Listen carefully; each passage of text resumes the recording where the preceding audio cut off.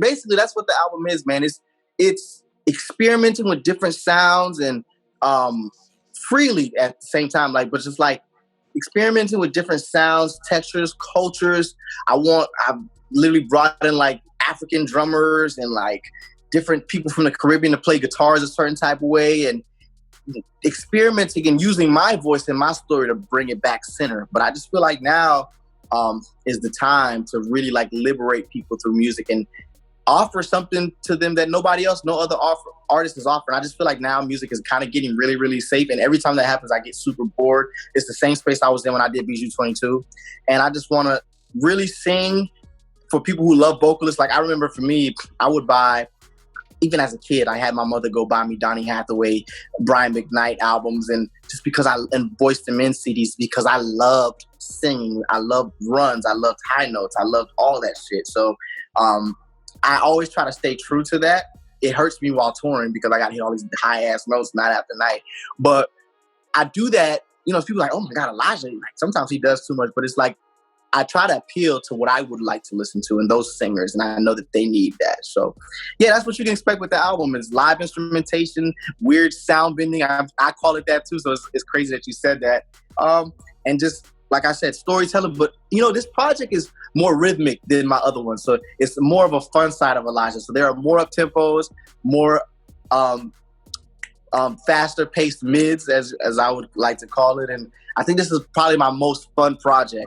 The independent route is very liberating, but it is very, very, very, very, it's not as like peaches and cream and roses like how people make it seem. You know, I see people like, you know, Tory and a lot of big artists starting to really understand it, and they're like going to war with their label, like, set me free because I understand the freedom. There is nothing more annoying than saying, yo, I have this project, I've stumbled on a song, I've stumbled on a sound that nobody's gonna come out with, that's not out right now. And the label saying, okay, I don't get it, I don't know. And it's like, it's usually somebody that's 95 years old that has never been to a club, that is not in the street, they're not outside, so they don't even know.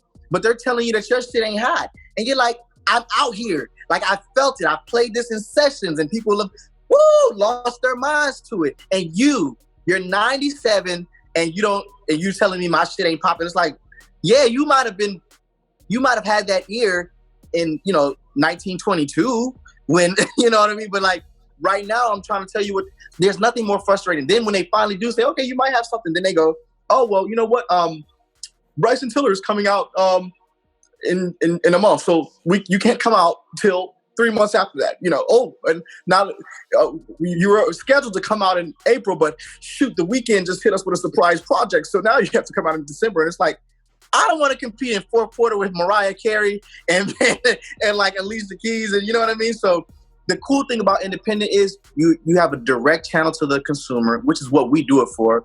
And there is no middleman. But the bad side is, understand what you're sacrificing. Now you don't have a big corporation, a big machine behind you that can just write off millions of dollars. I'm not talking about like cheap change. They write off millions of dollars as like a tax thing or like, a loss, so they can spend that on you. I don't care if you have Jay-Z money, if you have Beyonce money, if you have Puffy money. Nobody is really equipped, especially in a time like this. Liquid cash, because a lot of people don't understand the difference between net worth and liquid cash. Net worth is what you are worth in net. That means your catalog, your cars, your house, everything that you have to your name, what your name and your value is. People look up somebody's net worth and think that's what they have in the bank. No, your liquid is how much money, if you had to go to the bank right now and drain that account, draining liquid cash, how much do you have? Not many people, unless you are Jeff Bezos, have it at your disposal to take the kind of risk that a major label can take on you, marketing-wise, radio-wise, that a major label could as an independent artist.